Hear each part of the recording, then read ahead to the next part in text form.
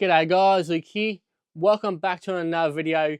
In today's guys, we are doing a beginner's guide for those who want to do herping. Now these are some of the tips I give people who are herping for the first time or are looking at going herping. Now, so some of the things I'm about to tell you that works for most of us herpers. However, along the way you got to figure out a few things yourselves, as some people don't tend to give away their secrets as easily as others.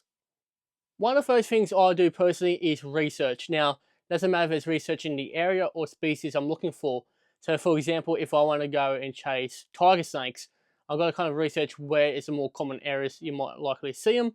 Or if I'm looking for corn snakes, where do I find them over in America? Also, what do I find in Sydney? So basically, I live in Sydney, and I've got to figure out what species of reptiles are more likely to encounter here in Sydney compared to the outskirts of New South Wales. So normally on hand, what I like to have is a field guide, which gives you a rough idea of what you can find in your natural area, or in the local area, I should say.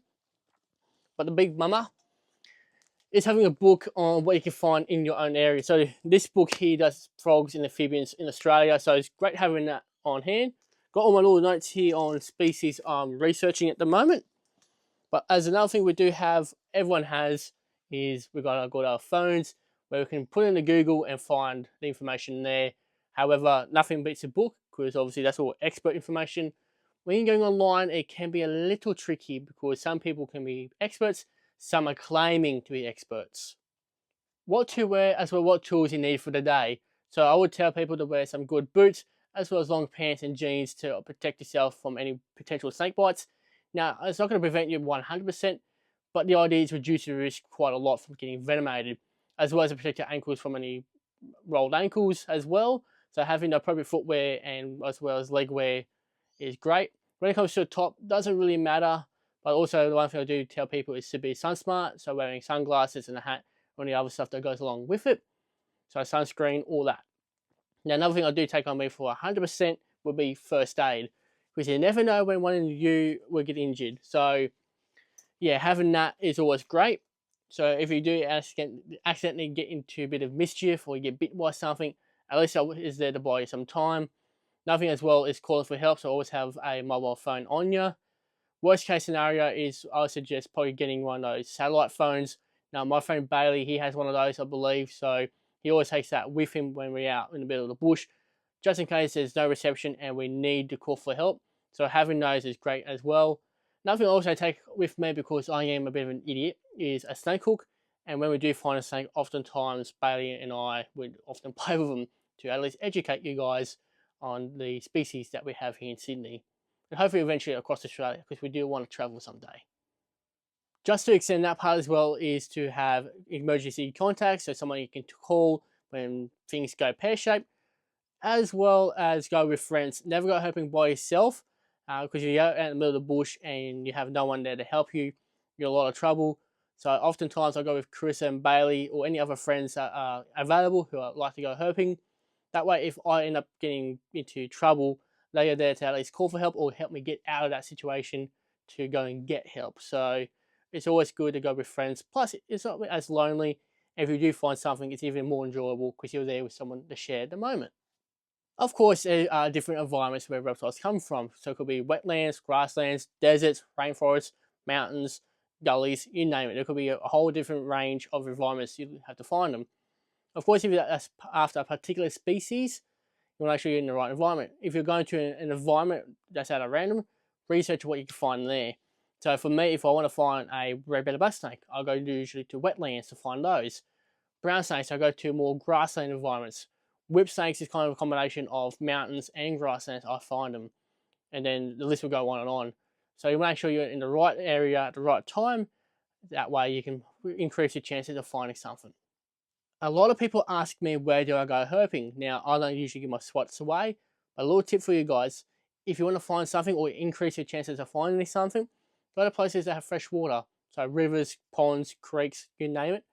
Of course, everything needs a drink. So if you go around fresh waterways, you can find something. Of course, the weather and the time of year plays a major role of what reptiles do and how we plan things as herpers. Little tip here, guys: never plan anything in the rain, because the chances of finding something is almost zero. Don't get me wrong, I have found a couple of things in the rain by pure chance. However, when we're out in the rain, you never find anything. Maybe frogs. Apart from that, nothing much else. Depending on the time of year is what my friends and I will normally plan. So little tip here for winter time is we usually go out flipping. Now usually my friends and I go out to a rocky outcrop or places that we know there's rubbish we can flip. Little tip there is when you're flipping something, flip it towards you, not away from you. That way you can use it as a shield when you find something, especially when it's dangerous. And when you do flip something, put it back the way you found it, and that way you're not disturbing the environment too much. And please don't take anything from the bush as well, leave everything as it is. What reptiles normally do in winter time is shelter under the rocks and rubbish to get out of the cold and trying to keep it as warm as possible and wait winter out.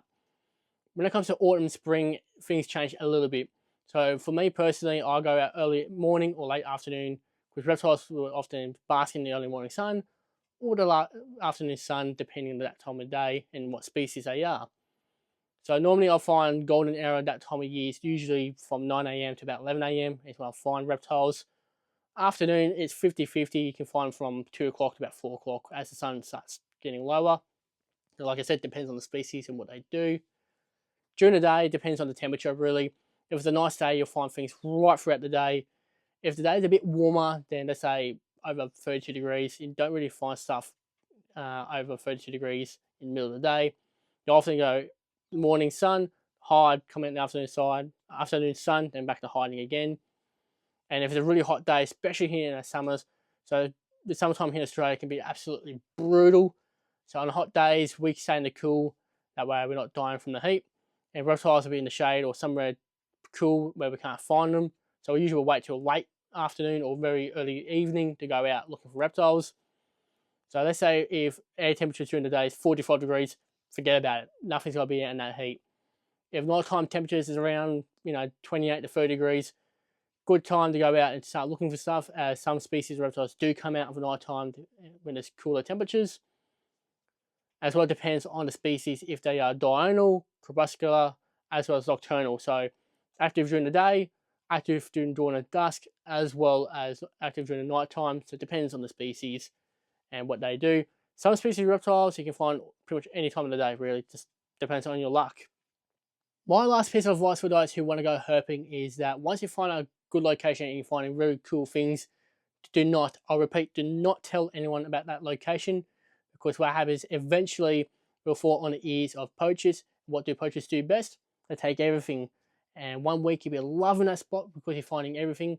Next week you're hating it because you can't find a thing. So if you're a poacher, I hope you guys get caught because you guys suck.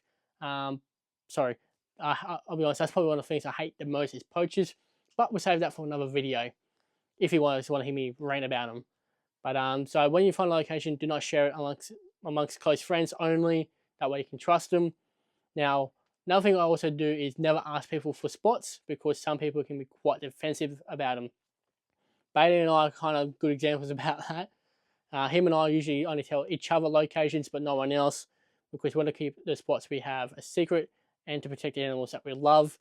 Because we unfortunately have told a couple people, the wrong people I might add, about a couple of our locations. They've gone there and poached everything, so it sucks because we trusted those people. Or at least we thought they wouldn't do it, but unfortunately, we didn't know because we didn't know them that well.